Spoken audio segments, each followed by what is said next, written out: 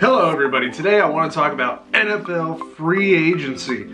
Day one started today actually as I'm filming this, but you had all those expected to sign with yesterday, the day before free agency, and they're pretty much confirmed. So let's go through those, all the big ones. I'm not going to do linemen, like those aren't going to be out there, but let's start with the Seahawks, my Seahawks, cutting Richard Sherman and then getting signed by our rival, the 49ers. Are you kidding me? Oh, that one hurt. So that is definitely an improvement in the 49ers secondary. He is coming off a torn Achilles, I believe it was an Achilles, but that one just hurts. Anyways, let's keep going. Case Keenum goes to the Broncos. Definitely an improvement there. The Broncos have had quarterback struggles for the last season or two. They were going with Trevor Siemian, and then there was also Brock Osweiler, Paxton Lynch, and Case Keenum is a huge upgrade if he plays the way he did in Minnesota. Case Keenum has been around for a while, but he definitely found a home in Minnesota and was clicking there. And he leaves and goes to Denver. He's going to have Demaryius Thomas, but Demaryius Thomas is not the dominant receiver he once was. And maybe that'll change with Case Keenum. Maybe he's the key to making Demaryius Thomas play good once again. He also has Emmanuel Sanders, so he has a good receiving core there. Let's keep going. We also have Sammy Watkins going to the Chiefs. He had an okay year for the Rams, and he's a good receiver. He did pretty good in Buffalo, and in Kansas City, he can shine. Tyreek Hill is going to take targets and looks, so whenever they're looking and thinking, oh, they're going to Tyreek Hill, there's also Sammy Watkins, so that dual threat is scary. And don't forget about Travis Kelce. But there is also a rookie quarterback named Patrick Mahomes there, so we'll see how that works out, even though they are surrounding him with a great offense. And then Kareem Hunt at running back, so he should be set up pretty well. Next, the Vikings get Kirk Cousins. That is crazy. Kirk Cousins, we knew for a while, was not going to be the Redskins quarterback any longer because they got Alex Smith. They said goodbye to Kirk, and yeah, so he had a choice. It was either going to be the Broncos, the Vikings, the Jets, and he chose the Vikings. I don't blame him. The Jets and the Broncos probably would have been next, but you know, Case Keenum took it before him. But the Jets didn't really have like any dominant receivers. On the Vikings, you get Adam Thielen and you get Stephon Diggs. So I understand why he's going with Minnesota. And Minnesota's just a good team overall. So I think he'll do well there. I think a lot better than he did in DC. Now, speaking of DC and the Seahawks, Paul Richardson leaves the Seahawks. He was finally having like a good year. Not amazing for the Seahawks. And then he up and leaves and goes to DC. He's going to be probably better there, I would say. He's definitely going to get more looks because, you know, Doug Baldwin was our main guy in Seattle. And in Washington, I think he's definitely going to be one of the better receivers. Anyways, let's keep going. Cardinals get Sam Bradford. So Carson Palmer retired, which meant they needed a quarterback. So they did not want to go with Drew Stanton. And they got Sam Bradford. Sam Bradford is very injury prone, but when he can be good, he can be good. He's done it before. You just gotta hope he doesn't get hurt. Now, Sam Bradford is not the only quarterback that was brought into Arizona. They also got Mike Glennon. I feel like there's gonna be a QB battle between Bradford, Glennon, and Stanton at camp, and I see Bradford is probably gonna win the job unless he gets hurt. Anyways, let's keep going. We also have Danny Amendola is leaving the Patriots. This is not the only one from the Patriots. Maybe the Patriots' dominance is finally ending and players are wanting to go out on their own. So the first is Danny Amendola. He's always been like the second guy because Julian Edelman has always been the first guy when it comes to the receivers. Anyways, Amendola is an improvement for the Dolphins receiving core immediately, because Jarvis Landry is no longer there.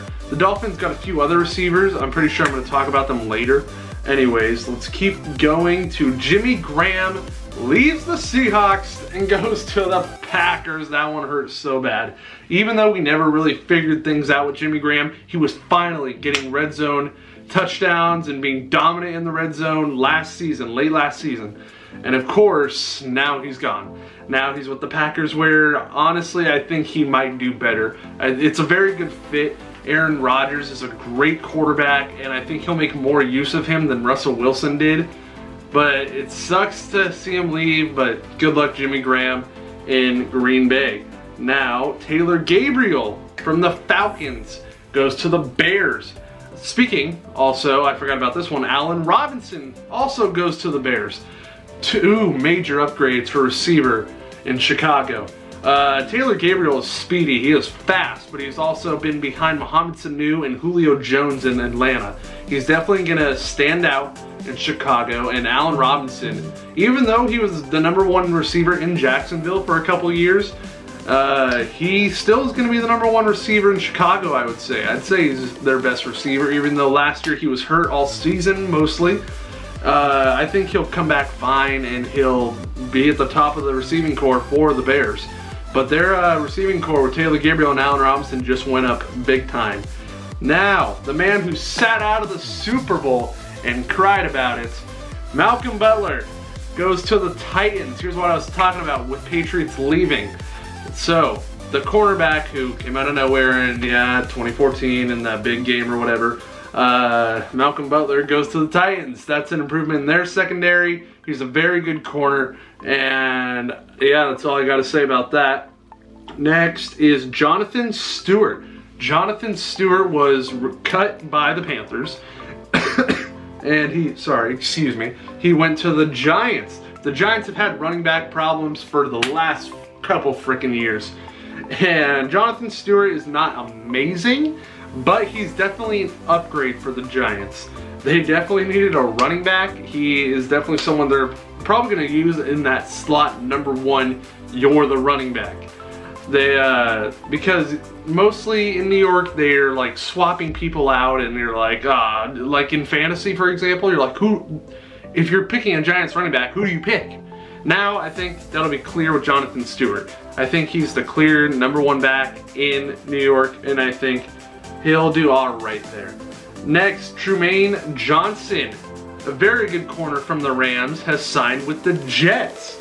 Now, he had a good year last year. I didn't see much of him, but I know that's immediately an improvement in the Jets secondary. He is going to be their #1 corner.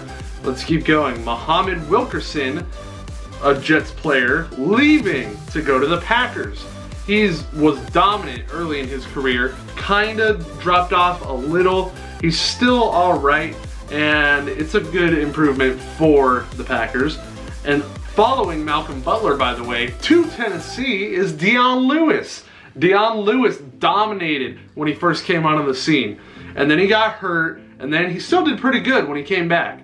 And now he's leaving that rotation, that revolving door that's in New England, where you never know who the dominant running back for the game is going to be. But he's leaving that to go join Derrick Henry, and now him, because DeMarco Murray was released. So Dion Lewis is probably not going to be the #1 back. He'll probably be used as like a Darren Sproles type of back, because I think they cut DeMarco Murray mainly to give Derrick Henry the #1 job. Anyways, we'll keep going. Carlos Hyde, as this morning I woke up, Carlos Hyde signed with the Browns. Carlos Hyde has been a very good running back for the 49ers in his years there. And now, he does not even want to be there anymore. He decided to sign with the Browns, and I don't blame him, because the Browns, and you're like, the Browns? Why the Browns? Because the Browns have been making moves. They traded for Jarvis Landry. Huge upgrade for them, especially now they have Jarvis Landry and they have Josh Gordon for a full year, hopefully, and put them together. And then they traded for Tyrod Taylor at quarterback, and they'll probably take a quarterback in the draft, considering they have picks 1 and 6, I believe. And I'm sure one of those will be a quarterback, and then they'll battle it out at camp. The Browns they're trending upwards. I think they might get 1 win this year. You hear that, everybody? 1. I think it might happen, possibly 2. I think they could at least get more than that. But anyways, that is some of the big NFL free agency, and it's only been one day. One day. Let me see if there's any I missed. Teddy Bridgewater. Teddy Bridgewater left Minnesota and is going to the Jets. The Jets also re-signed Josh McCown. So there's going to be a battle there. But Teddy Bridgewater is younger, and I definitely think he is going to be the starter, and Josh McCown will take a backup role. Anyways, let me just see if there's any more big ones that I missed. Really, the Dolphins also got Albert Wilson, who's been in the shadows of Tyreek Hill and other receivers in Kansas City, but he's a decent receiver. I think that is it, everyone. I believe so. Yes, that will be it for this video. Yeah, those are all the big ones. Thank you for watching. NFL free agency has been crazy. What moves do you want your team to make? I definitely want the Seahawks to get some linemen, offensive linemen. We need that super bad. And a receiver or two. Yeah, one receiver would be nice to, you know, go side by side with Doug Baldwin so he's not all alone. And a new tight end. Doesn't have to be on the level of Jimmy Graham. Just a tight end that we can trust. Tell me what you guys think your team should do in the comments below. Like the video, and I will see you next time.